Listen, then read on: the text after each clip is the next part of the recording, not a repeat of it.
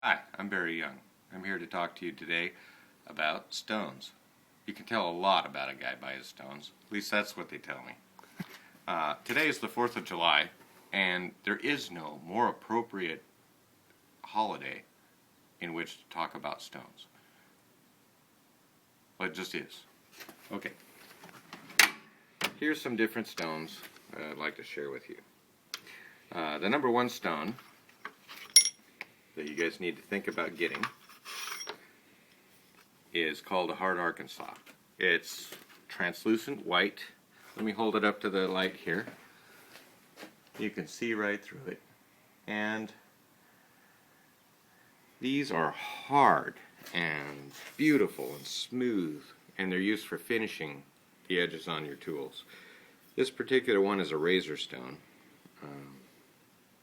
It's the number one way to get mineral novaculite now, which is this type of stone. It's gone now. Arkansas is out.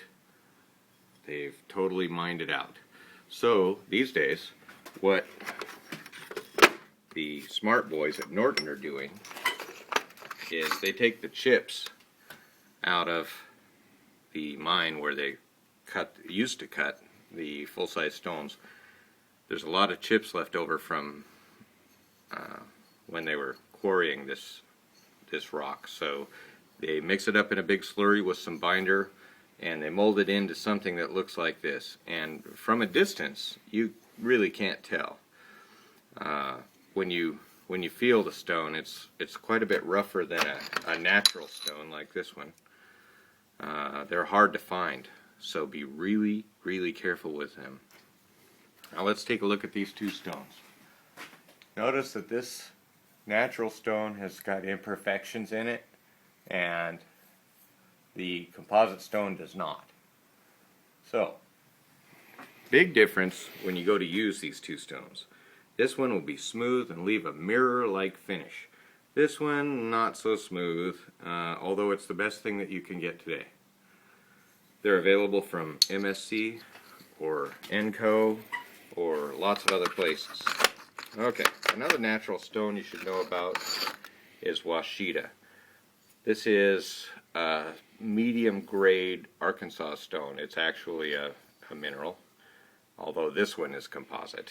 I don't have, yes, this is what they look like after you use them for 20 years, but this one is a natural stone. This one is the readily available, made from a slurry.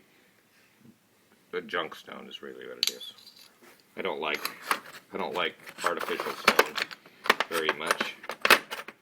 Okay. This is what you get after you've been collecting stones for about 20 years. This is what we see in the dollar stores and at Harbor Freight. This one's been used quite a bit. As you can see, it needs to be flattened. Now to flatten this, we'll take a piece of plate glass and some clover compound or another stone, put some oil on them, rub them together. You have to do this with 3 different stones at a time. A and B go together, and you can see, I hope you can see the gap between those. This one is really bent because it's been worn down by years and years of knife sharpening. Now if we rub these together, we'll develop low spots here and here, and we'll take down these sides. That's going to make both of these stones curve. The next thing would be to find another stone,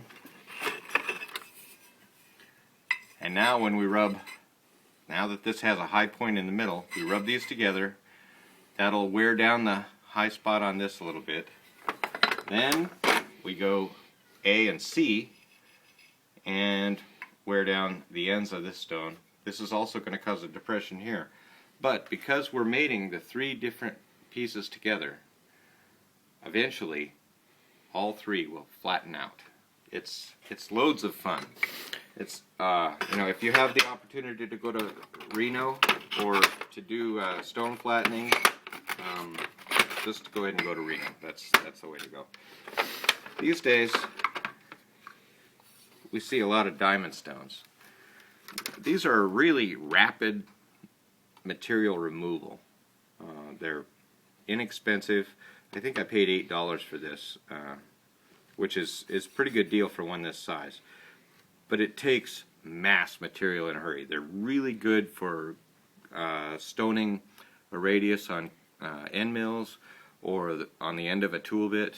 They work very well indeed for that. But they don't do finishing very well.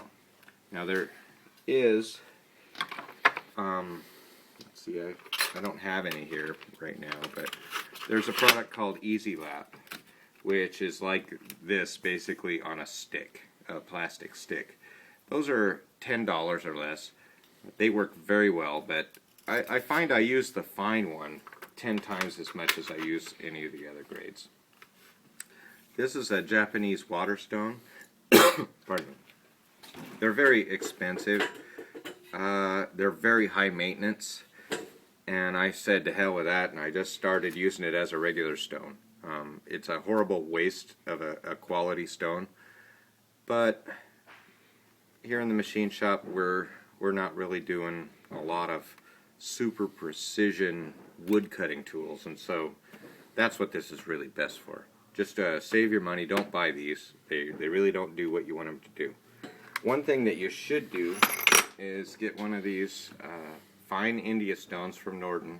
Now, this used to be really pretty and beautiful and red in color, but now it's sort of like a favorite ex-girlfriend. It's really used, but it's still a good thing. Anyways, you need one of these. I use this 10 times as much as I use any others. A more modern version of it is now made by Norton. On one side it has medium aluminum oxide, and on the other side it has fine India stone. Now this is imitation India, unlike this, which is a real India stone. You can't find these anymore. They don't exist. But this is actually a really good substitute. Now, you don't have to have these little wooden boxes, but boy, they sure keep your stones from getting banged up. Now, these are called slips or files, and they're good for the occasional really tight spot that you need to smooth out after machining. Just for removing tool marks, they work well. They're kind of hard to use. They come in hard Arkansas. They used to, not anymore. Like this. If you can find these hard Arkansas stones in real mineral novaculite, you should buy every one of them you see, because the supply is gone, then they're not coming back. There is no more. So buy all those that you can find. They come in rounds and tapered cones. And your mom will be very happy with you if you buy a bunch of these hard Arkansas stones. That's how you please your mom. Okay. Now, another material we should talk about is silicon carbide. This is a green stone, and it's actually quite soft. As you can see, I've worn a big old groove in this one from shaping the ends of tool bits.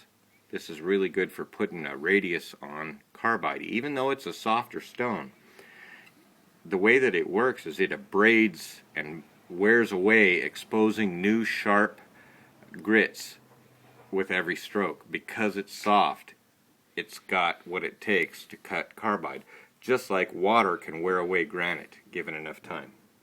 Now, those of you that are putting 2 plus 2 together realize this takes a long time. Diamond is much, much faster, and then finish with the silicon carbide. And that's about what we want to cover on stones today. For a beginner, what would be the first 1 or 2 stones someone should buy if they're setting up their shop? Definitely. Fine India stone from Norton, whatever size you like. I find this size to be perfect for 99% of the stuff that I do. We can get you a number from MSC. You can buy this stone. It's less than $20, and it does almost everything you need to do, especially when you're starting out. All right. Well, Barry, I really appreciate your expertise. Yeah. Happy 4th of July. You too.